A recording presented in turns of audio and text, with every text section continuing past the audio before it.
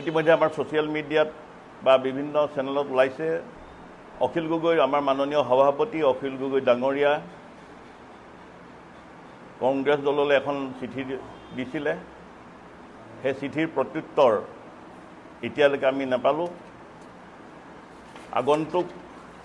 পঞ্চায়ত নিৰ্বাচনৰ সন্দৰ্ভত এই চিঠি প্ৰেৰণ কৰিছিলে আমি বহুত আশাবাদী আছিলোঁ বিৰোধী ঐক্য এক হওক কিন্তু দেখা গ'ল কংগ্ৰেছৰ একাংশ নেতাৰ চতুৰালিৰ কাৰণেই আমাৰ বিৰোধী ঐক্য নহ'লগে আমি শিৱসাগৰ জিলা আমাৰ শিৱসাগৰ জিলাই বিৰোধী ঐক্যৰ ক্ষেত্ৰত আগন্তুক পঞ্চায়ত নিৰ্বাচনৰ সন্দৰ্ভত কংগ্ৰেছ দলৰ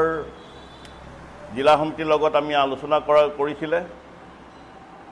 এই ক্ষেত্ৰত তেখেতসকলে আমি কৈছিলোঁ যে এয়াই আৰম্ভণি হওক বিৰোধী ঐক্যৰ এটা উদাহৰণ হওক শিৱসাগৰৰ পৰাই আৰম্ভণি হওক এটা মেছেজ যাওক জনসাধাৰণলৈ শিৱসাগৰ ৰাইজে তথা অসমৰ ৰাইজে বিৰোধী ঐক্য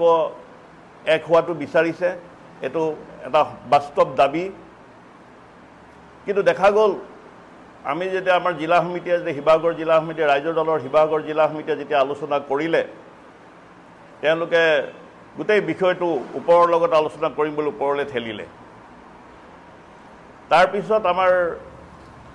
মাননীয় সভাপতি অখিল গগৈ ডাঙৰীয়াই তেওঁলোকৰ কেন্দ্ৰীয় সমিতি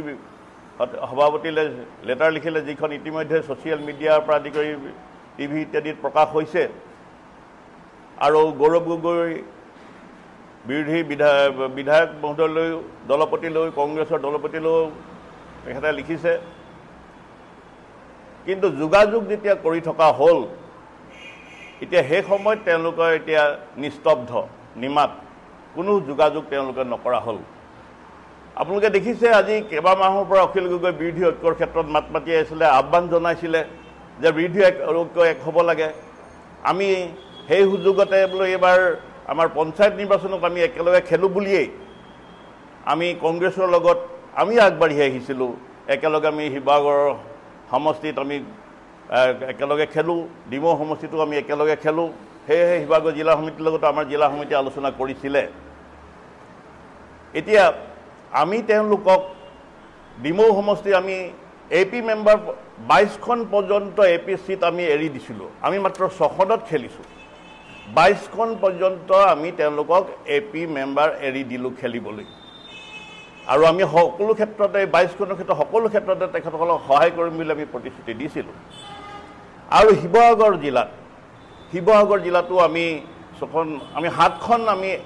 AP মেম্বাৰ এৰি দিলোঁ 7টা চিট এৰি দিছোঁ AP মেম্বাৰৰ ইমানখিনি এৰি দিয়াৰ পিছত ইমানখিনি ছেক্ৰিফাইচ কৰাৰ পাছতো তেওঁলোকে এতিয়া সেই সময়ত নীৰৱ নিস্তব্ধ তাৰ মানে কি বুজাইছে আমি বহুত চেষ্টা কৰিছিলোঁ আমাৰ সভাপতি মহোদয়ে বহুত চেষ্টা কৰিছে যাতে এই বাৰ্তাটো যাতে শিৱসাগৰ জনসাধাৰণে অসমৰ ৰাইজে যাতে ভুল নুবুজে অখিল গগৈ ডাঙৰীয়াৰ যি প্ৰচেষ্টা হাতত লৈছিলে এইটো কংগ্ৰেছ দলৰ তেওঁলোকৰ খামখেয়ালি নে কি তেওঁলোকৰ মনোবৃত্তি কি আমি নাজানো তেওঁলোকে এক হৈ বিৰোধী ঐক্য এক হোৱাটো বিচাৰে নে নিবিচাৰে তাকো নাজানো কিন্তু তেওঁলোকৰ কাৰ্যকলাপে প্ৰতিফলিত কৰিছে যে বিৰোধী ঐক্যৰ ক্ষেত্ৰত তেওঁলোকে নিমাত হৈ আছে গতিকে দেখা যায় আগন্তুক পঞ্চায়ত নিৰ্বাচনত যাতে জনসাধাৰণে ভুল নুবুজে আমি ভাবিছোঁ জনসাধাৰণে যিটো আমি যেতিয়া গাঁৱলৈ যাওঁ ৰাইজৰ দলৰ হৈ কাম কৰিবলৈ গাঁৱৰ ৰাইজৰ ওচৰলৈ যাওঁ তেতিয়া গাঁৱৰ ৰাইজে প্ৰথমতেই সোধে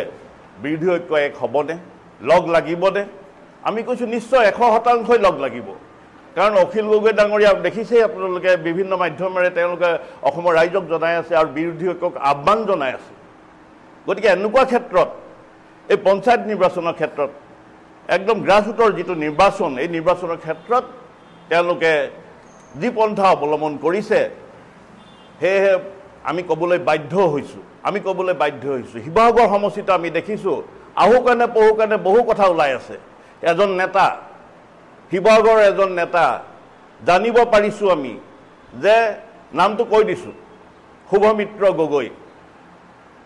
তেওঁ বোলে নিজ দলত কৈ দিছে যে যদি বোলে অখিল গগৈ ডাঙৰীয়াৰ লগত যদি মিলা মিছা কৰে মিত্ৰতা কৰে তেতিয়াহ'লে মণ্ডলৰ সভাপতি সম্পাদকৰ সৈতে তেওঁ পদত্যাগ কৰিব এইবিলাক আমি জানিব পাৰিছোঁ আহুকানে পহুকানে বহু নিউজ ওলাই আছে গতিকে আমি আহ্বান জনাওঁ শিৱসাগৰ ৰাইজক আপোনালোকে ভুল নুবুজিব আগন্তুক পঞ্চায়ত নিৰ্বাচনত যদিও কংগ্ৰেছে আমাৰ লগত মিত্ৰতা কৰা নাই কিন্তু আমি তথাপিও এপি মেম্বাৰৰ ক্ষেত্ৰত আমি 22খন সিট ডিমৌ সমষ্টিত এৰি দিছোঁ আমি মাত্ৰ 6খনত খেলিছোঁ শিৱসাগৰত 7খনত এৰি দিছোঁ ইমানখিনি এৰি দিয়াৰ পিছতো ইমানখিনি ছেক্ৰিফাইচ কৰাৰ পিছতো একেই পন্থাতে তেখেতসকলে অৱলম্বন কৰিছে গতিকে আজি আমি এই লেটাৰখনলৈ যিখন লেটাৰ চিঠি অখিল গগৈ ডাঙৰীয়াই তেওঁলোকৰ কেন্দ্ৰীয় সমিতিলৈ পঠিয়াইছিলে ভূপেন বৰা ডাঙৰীয়ালৈ পঠিয়াইছিলে কংগ্ৰেছ দলৰ সেই লেটাৰৰ ওপৰতে আজি আমি এই বক্তব্য আমি দাঙি ধৰিছোঁ জিলা পৰিষদৰ ক্ষেত্ৰত এপি ক্ষেত্ৰতো আমি এৰিলোৱেই ছেক্ৰিফাইচ কৰিলোঁ জিলা পৰিষদৰ ক্ষেত্ৰত আমি কৈছোঁ বকতা লাকুৱা জিলা পৰিষদ আৰু জকাইচুক জিলা পৰিষদ আপোনালোকে খেলক আৰু আপোনালোকক সকলো ফালৰ পৰা আমি সহযোগ আগবঢ়াম আপোনালোকে মাত্ৰ যেহেতু সিটিং এমএলএ আছে অখিল গগৈ ডাঙৰীয়া এইটো সমষ্টিত আছে আৰু পুৰণা সমষ্টিৰ খেলুৱা জেডপিৰ সৈতে বাকীকেইটা জেডপি আমাক এৰি দিয়ক বাকী 4টা জেডপি আমি বিচাৰিছিলোঁ আপোনালোকে আমি 2টা এৰি দিছোঁ জেডপি আপোনালোকে খেলক বকতা লাকুৱা আৰু জকাইচুক জিলা পৰিষদ আমি আপোনালোকক এৰি দিছোঁ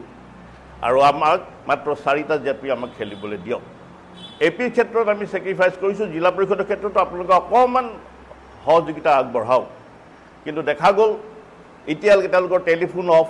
ইজনলৈ ফোন কৰিলেও অফ কোনো মাত নেমাতে নীৰৱ নিস্তব্ধ গতিকে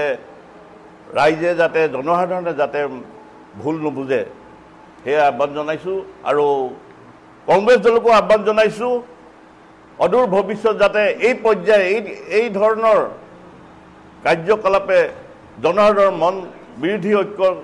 থান বান কৰা এই প্ৰক্ৰিয়াবিলাক যাতে হাতত নলয় আগন্তুক পঞ্চায়ত নিৰ্বাচন একেবাৰে গ্ৰাছৰুটৰ নিৰ্বাচন এই নিৰ্বাচনত জাতি ধৰ্ম বৰ্ণ নিৰ্বিশেষে সকলোৱে এই যুঁজত একত্ৰিত হ'ব একত্ৰিত হৈ যুঁজ দিয়াৰ মানসেৰে আমি আগবাঢ়িছিলোঁ কংগ্ৰেছে আমাৰ পৰা আঁতৰি গ'ল তেওঁলোকে আমাক সহযোগ নকৰিলে আমি অকলেই একলা চলো নীতিৰেই আমি অৱলম্বন কৰিম আমি তেনেকৈয়ে আগবাঢ়িম আৰু তেনেকৈয়ে আমি ভ্ৰষ্টাচাৰী বিজেপিক পৰাভূত কৰাৰ চেষ্টা কৰিম জনসাধাৰণ আমাৰ মাজত আছে জনসাধাৰণে বিচাৰিছিলে যে বিৰোধী ঐক্য এক হওক কিন্তু কংগ্ৰেছে এক হোৱাটো সম্ভৱ নিবিচাৰে কাৰণ কংগ্ৰেছৰ মাজতে বহু লিডাৰ আছে যি হিমন্ত বিশ্বৰ ভক্ত বা বহু লিডাৰ আছে কংগ্ৰেছৰ মাজতে গতিকে দেখা গৈছে যে সেইবিলাক প্ৰমাণিত হৈ গৈছে আজি শিৱসাগৰ সমষ্টিৰ পৰা প্ৰমাণিত হৈ গৈছে নহ'লে বিৰোধী ঐক্য নিশ্চয় এক হ'লহেঁতেন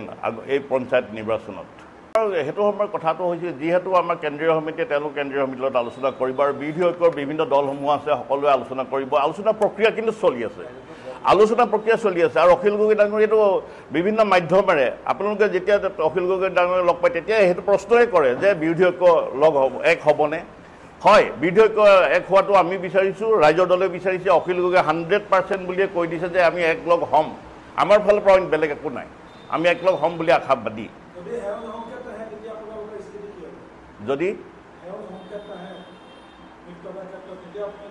সেইটো সেই সময়ৰ কথা সেই সময়ত আমাৰ কেন্দ্ৰীয় সমিতিয়ে যি ধৰণে সিদ্ধান্ত লয় আমি সেই ধৰণে আমি আগবাঢ়িম এতিয়া চাওক এটা দলে যেতিয়া মিত্ৰতাৰ ক্ষেত্ৰত অইন এটা দললৈ যেতিয়া এখন পত্ৰ প্ৰেৰণ কৰে আমাৰ সভাপতি মহোদয়ে যেতিয়া অখিল গগৈ ডাঙৰীয়াই মিত্ৰতাৰ ক্ষেত্ৰত যেতিয়া পত্ৰ প্ৰেৰণ কৰিছিলে সেই মিত্ৰতাৰ সঁহাৰি তেওঁলোকে নজনালে সেই মিত্ৰতাৰ সঁহাৰি তেওঁলোকে নজনালে তাৰমানে ৰাইজে দলক অসন্মান কৰিছে আমাৰ সভাপতিক অসন্মান কৰিছে আমি সেইটোহে বুজিম অসমৰ জনসাধাৰণক অপমান কৰিছে ৰাইজে বিচাৰিছে মিত্ৰতা হওক কিন্তু তেওঁলোকে এই মিত্ৰতাৰ তেওঁলোকে এই ক্ষেত্ৰত একো সঁহাৰিয়ে নজনালে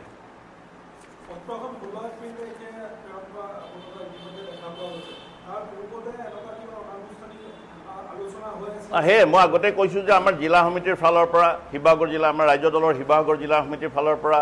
আৰু কংগ্ৰেছৰ জিলা সমিতিৰ লগত আমাৰ আলোচনা কৰিছিলে সেই বস্তুটো আমাৰ জিলা সমিতিৰ ফালৰ পৰাই আমি আৰম্ভ কৰিছিলোঁ আৰম্ভটো আমাৰ ফালৰ পৰা আৰম্ভ হৈছিল তেওঁলোকৰ ফালৰ পৰা আৰম্ভ হোৱা নাছিলে আৰু এই এপি মেম্বাৰ ক্ষেত্ৰতো আমাৰ ফালৰ পৰাই আৰম্ভ হৈছিলে তেওঁলোকৰ ফালৰ পৰা কোনো আৰম্ভ হোৱা নাই তেওঁলোকে কোনো এজন মানে লিডাৰে কোনো এজন নেতাই তেওঁলোকে আমাৰ লগত একো আলোচনা কৰা নাছিল আগন্তুক পঞ্চায়ত নিৰ্বাচনৰ সন্দৰ্ভত কংগ্ৰেছ দলৰ পৰা কোনো এজন নেতাই আলোচনা কৰা নাছিলে প্ৰক্ৰিয়াটো আৰম্ভ কৰিছিলোঁ ৰাইজৰ দলে ধন্যবাদ